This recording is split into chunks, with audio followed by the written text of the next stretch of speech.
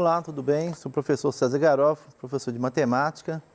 Estarei com você hoje trabalhando com questões do Enem. E o assunto é análise combinatória. Antes da gente começar para as questões, é válido lembrar alguns detalhes aí sobre combinação, sobre agrupamento. Nós temos aí 3 tipos de agrupamentos que são bastante utilizados aí nos exercícios de análise combinatória, que é a combinação, o arranjo e a permutação. Vamos ver aqui algumas diferenças e eu vou dar algum exemplo para poder ficar fácil de entender o que é cada um. Então, a combinação é um agrupamento em que a ordem dos elementos não é importante. Então, destacando aqui, a ordem não é importante. Então, toda vez que você tem uma situação que a ordem não é importante, você vai lembrar que aquilo ali é uma combinação. Ah, como assim, César? Eu vou dar um exemplo. Por exemplo, eu tenho lá uma turma com 40 alunos. Eu quero escolher 2 alunos que vão ser os monitores de matemática. Então, eu vou selecionar 2 alunos. Vamos supor que eu selecionei lá o João e a Maria. Quando eu selecionei primeiro o João e depois a Maria, os 2 vão ser os monitores. E isso não vai diferenciar, por exemplo, se eu escolhesse a Maria primeiro e o João em segundo. Os 2 não vão deixar de ser os monitores. Então, quer dizer, a ordem da escolha não vai interferir aí no resultado. Tá? Então, isso é uma combinação. Arranjo. Arranjo é o agrupamento em que a ordem dos elementos é importante. Vamos destacar ali, ordem importante. Então, toda vez que você tem uma situação que a ordem é importante, você vai utilizar um arranjo. Dá um exemplo. Então, vamos lá mais um exemplo. Tem lá a turma com 40 alunos. Agora, eu vou selecionar 2 alunos, só que esses 2 alunos, um vai ser representante da turma e o outro vai ser vice-representante. Então, se eu escolher, o primeiro que eu escolher, eu vou considerar que é o representante. O segundo que eu escolher vai ser o vice-representante. Então, se eu escolher o João primeiro, o João vai ser o representante. Se eu escolher a Maria depois, ela vai ser vice-representante. Agora, se eu mudar a ordem da escolha, se eu escolher a Maria primeiro e o João depois em seguida, a Maria passa a ser representante e o João passa a ser o vice-representante. Então, são situações diferentes. Então, nesse caso, a ordem da escolha faz diferença. Ela é importante. Então, esse caso aí é arranjo. E o terceiro é permutação. Permutação é um caso particular do arranjo. E nesse agrupamento, o número de elementos é igual ao número de vagas. Então, a permutação é um caso particular do arranjo. Só que o pessoal às vezes fala de uma maneira que a permutação se fosse outro tipo de agrupamento. Ele é um arranjo. Só que ele é quando o número de elementos é igual ao número de vagas. Vamos pegar um exemplo. Tenho lá 40 alunos na turma. E eu quero fazer um mapeamento de sala. E lá nas salas tem lá as carteiras dispostas em fileiras, tem lá 40 carteiras. Eu tenho que distribuir esses alunos nessa sala. Então, são 40 alunos e 40 carteiras.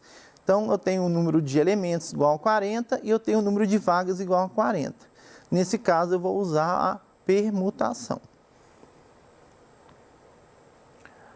Então, vamos lá para os exercícios. Então, exercício número 1. 12 times se inscreveram em um torneio de futebol amador. O jogo de abertura do torneio foi escolhido da seguinte forma. Primeiro foram sorteados 4 times para compor o grupo A.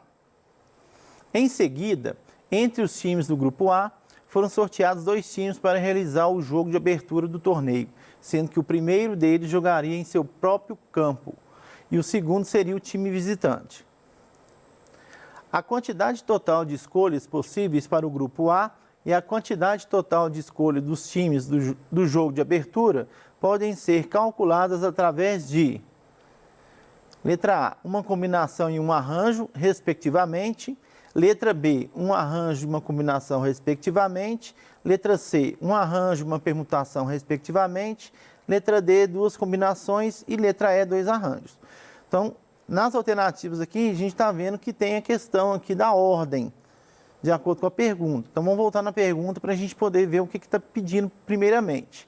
Então, primeiro, ele está querendo a quantidade total de escolhas possíveis para o grupo A.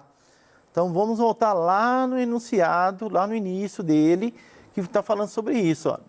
Vou destacar aqui as partes importantes. Então, ali nós temos ali 12 times e ele vai sortear 4 times para compor o grupo A.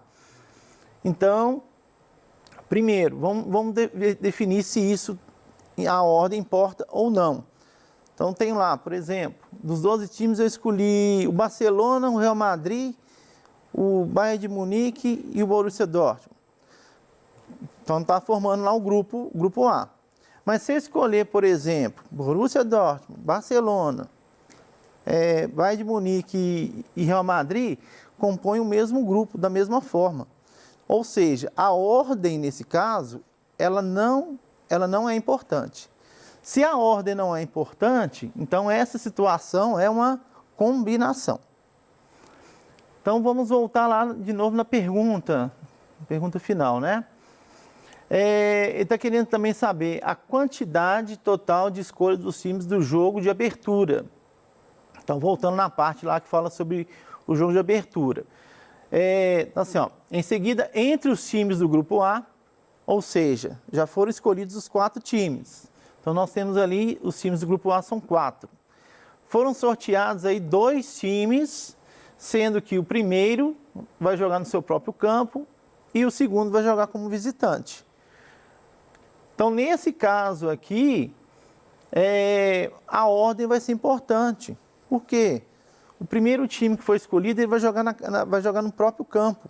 Então, vamos supor lá que escolheu o Barcelona primeiro e depois escolheu o Real Madrid. Então, o Barcelona ele vai jogar no campo dele, com a torcida a favor, né? Já está acostumado com o campo. E o Real Madrid vai jogar no campo do adversário.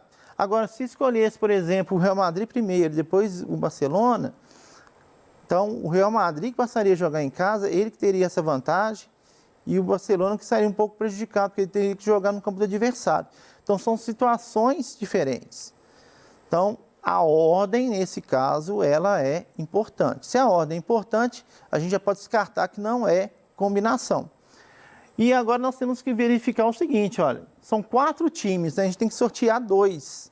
Então, o número de elementos não é igual ao número de vagas, né? Ele é maior. Então, isso é um arranjo, né? Então, a resposta aqui seria arranjo. E aí, voltando nas alternativas, na primeira situação é uma combinação e na segunda é um arranjo. Então, letra A.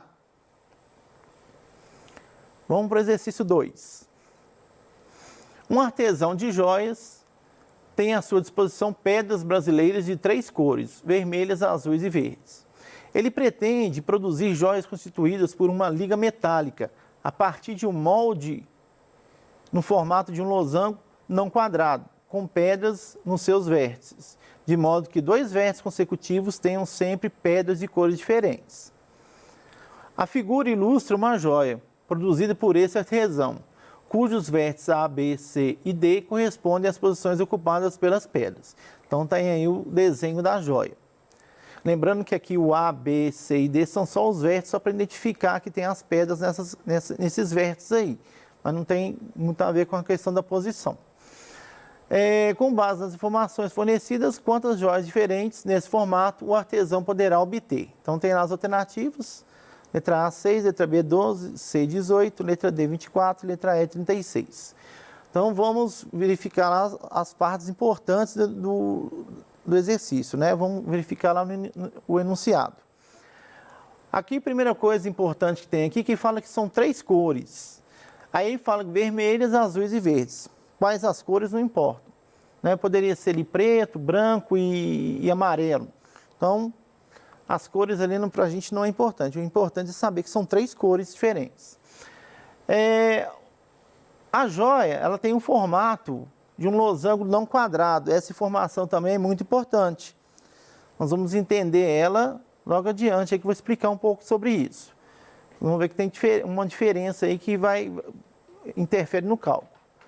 E os 2 vértices consecutivos têm que ser pedras de cores diferentes.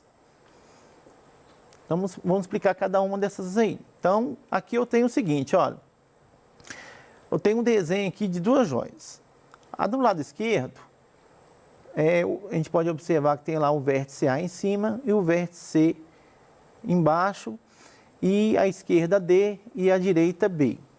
Já a outra, a gente tem o vértice A embaixo, o vértice C em cima, o B à esquerda e o D à direita. Se a gente observar assim, parece que está diferente. Mas, se a gente fizer um giro de 180 graus nessa primeira aqui, poderia ser também na segunda, mas eu coloquei aqui como a primeira. Se a gente fizer um giro de 180 graus, ela vai ficar nessa posição. Então, apesar que as letras aí estão invertidas, estão de cabeça para baixo, mas aqui está o C. O C está em cima, o A está embaixo, o B à esquerda e o D à direita, como está na segunda figura. Isso está indicando que tem duas possibilidades, nós vimos que nós tínhamos duas possibilidades diferentes, mas que representam a mesma joia. Então, tem que ficar atento a isso. Nem sempre a gente vai considerar que aqui são duas joias, seria apenas uma joia, só que ela só foi rotacionada. E por que tem que ser, é importante saber que é losango não quadrado? Porque se fosse quadrado, se a gente rotacionar 90 graus, nós teríamos aí 4 possibilidades diferentes, mas que representam a mesma joia, como se a joia tivesse feito a rotação de 90 graus. Então, é importante saber que não é quadrado, por causa disso. Agora vamos falar sobre as 3 cores.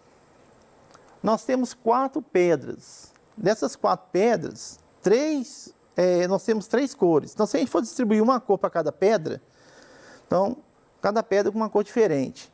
A 4ª pedra, ela teria que repetir alguma das cores. Ou seja, isso quer dizer que, no mínimo, nós teremos aí um par de pedras da mesma cor. Só que a gente tem aí 3 situações diferentes. A gente pode ter 2 pares de pedras de cores diferentes, que não vão ser os consecutivos, não vão ser da mesma cor. Nós podemos ter as pedras que estão na vertical a mesma cor, ou as que estão na horizontal na mesma cor. Então, são 3 situações que nós temos que calcular separadamente. Então, o primeiro caso, cores iguais e vértices opostos. Então, aqui nós temos 2 conjuntos de cores. No primeiro conjunto, que é o da vertical, nós temos 3 possibilidades de cores. Aí vai escolher uma cor. Essa cor não pode ser escolhida para o outro conjunto. Então, o outro conjunto vai ter 2 possibilidades. Aplicando o princípio fundamental da contagem, que é o princípio multiplicativo, vai multiplicar 3 vezes 2 igual a 6. Então, nós temos aí 6 joias diferentes para esse primeiro caso. O segundo caso, agora as cores são iguais apenas na parte vertical. É só o A e o C que vão ser iguais. Então, a gente tem que considerar que B e D são cores diferentes. Então, no primeiro, que seria o conjunto ali na vertical, nós temos 3 possibilidades de cores. Em seguida, o B vai escolher uma cor para esse conjunto, então vai sobrar 2 possibilidades para B. Vai escolher uma cor aqui, eu não quero que a D seja igual a B, então a cor que foi escolhida da B não pode ser usada na D. E também não pode ser usado o que foi escolhido no A e o C. Então, vai restar uma possibilidade. Multiplicando, usando o princípio multiplicativo, 3 vezes 2 vezes 1 vai ser igual a 6. Só que observe uma coisa, eu já falei isso lá agorinha, um tempinho atrás aí já falei sobre isso, mas vamos lembrar de novo. Eu tenho aqui, por exemplo, agora colorido, eu tenho aqui uma posição e uma outra posição de cores. Mas se eu fizer um giro de 180 graus, está representando a mesma joia. Então, é aquilo que eu tinha falado anteriormente, são 2 possibilidades para uma joia só. Então, nós temos que, a número de possibilidades sempre está o dobro, nós temos que dividir por 2. Então, dividindo 6 por 2, vai dar 3. Então, nós temos aí 3 joias diferentes para esse segundo caso. O terceiro caso, agora as cores têm que ser iguais, as pedras têm que ser iguais na horizontal. Esse raciocínio aqui é bem parecido com o segundo caso, é análogo ao segundo caso, o mesmo raciocínio. Então, no A aqui nós temos 3 possibilidades, escolher uma cor para o A. Aí vai restar 2 para esse conjunto, na horizontal. Escolher um aqui nesse conjunto, vai restar 1 uma possibilidade para o C. Lembrando que tem que ser 1 porque ele não pode ser igual ao A, porque nós já fizemos isso no primeiro caso. E aí nós temos 3 vezes 2 vezes 1 igual a 6. Mas lembrando que nós temos aí, se a gente fizer um giro em uma das posições, vai representar a mesma joia. Então, duas possibilidades representam a mesma joia. A possibilidade é o dobro. Então, divide por 2, igual a 3. Nós temos 3 joias para esse terceiro caso. Nessa situação aqui, como são divididos em casos, né, primeiro, segundo, terceiro, agora nós vamos somar a quantidade de joias que nós obtemos aí em cada situação. Então, vai somar 6 mais 3 mais 3, vai ser igual a 12. Então, nós temos aí a resposta 12. Então, ele pode formar 12 joias. Exercício 3. Uma empresa confecciona e comercializa um brinquedo formado por uma locomotiva pintada na cor preta, mais 12 vagões de iguais formato e tamanho, numerados de 1 a 12. Dos 12 vagões, 4 são pintados na cor vermelha, 3 na cor azul, 3 na cor verde e 2 na cor amarela. O trem é montado utilizando-se uma locomotiva e 12 vagões, ordenados crescentemente segundo suas numerações, conforme ilustrado na figura. Então, nós temos aí o desenho do trem, a locomotiva e os 12 vagões numerados de 1 a 12. De acordo com as possíveis variações nas colorações dos vagões, a quantidade de trens que pode ser montados, expressa por meio de combinações, é dada por... E aí vem as alternativas. Aqui já está falando que são combinações, tá? No enunciado mesmo, na pergunta expressa por meio de combinações. Então, aqui a gente tem as alternativas. Vamos voltar lá para o enunciado para a gente ver o que a gente tem de importante. A gente tem aí, no caso, que são 12 vagões, numerados de 1 a 12. E aí, esses vagões vão ser pintados, aí 4 são pintados de vermelho, 3 de azul, 3 de verde e 2 de amarelo. Outra coisa também é que ele é formado por uma locomotiva, né? Essa locomotiva a gente pode até desconsiderar, que não vai precisar calcular as combinações com ela, porque é uma só e ela sempre vai vir nessa posição na frente dos vagões. Nós temos aí 12 vagões ordenados crescentemente. É válido lembrar, né? Coloquei aqui exemplo, que se... Por exemplo, a primeira coisa, pintar de vermelho. Então, eu escolhi aqui pintar de vermelho esses 4 vagões aqui. E aqui tem um número que está representando a ordem que foi pintada. Eu pintei o número 1 primeiro, depois pintei o número 5 em segundo, depois foi o número 11, depois foi o número 4. Mas se a gente fizer a mesma escolha, mas em ordem diferente, isso não vai alterar. Isso mesmo já está explícito lá no enunciado, que fala que é uma combinação. Mas é que eu estou mostrando para vocês que a ordem não é importante. Se a ordem não é importante, é porque isso aqui, o tipo de agrupamento, é uma combinação. Então, nós vamos agora para calcular, a gente precisa verificar que nós vamos saber quais são os eventos. Então, nós temos 4 eventos. O primeiro evento é pintar os 4 vagões cor vermelha, o segundo é 3 vagões na cor azul, o terceiro, 3 vagões na cor verde e o quarto, 2 vagões na cor amarela. Então, o primeiro aí, nós temos 12 vagões, vai pintar 4 na cor vermelha. Então, nós temos uma combinação de 12 tomado de 4 em 4. Então, o número de possibilidades é essa combinação. O segundo evento, lembra que já pintou 4 vagões, então 12 menos 4 serão 8. Então, são 8 vagões que vai ser pintado 3 vagões na cor azul. Então, o número de possibilidades é uma combinação de 8 tomado de 3 em 3. Então, aqui nós temos uma quantidade de 8. Aí foi pintado 3. Então, o próximo evento vai ser 8, foram pintados 3, então, no caso, são 5. 5 que vão ser pintados agora 3 de verde. Então, é 5, combinação de 5 tomado de 3 em 3. E, por último, 5 menos 3, porque já foram pintados 3, sobraram 2, então vai ser combinação de 2 tomado de 2 em 2. Então, nós temos aí o número de possibilidades de cada evento. Agora, nós vamos multiplicar usando o princípio multiplicativo. Então, multiplicando essas combinações, nós chegamos aí na resposta da letra E do exercício, tá bom? Obrigado aí e até a próxima aula. Fique com Deus.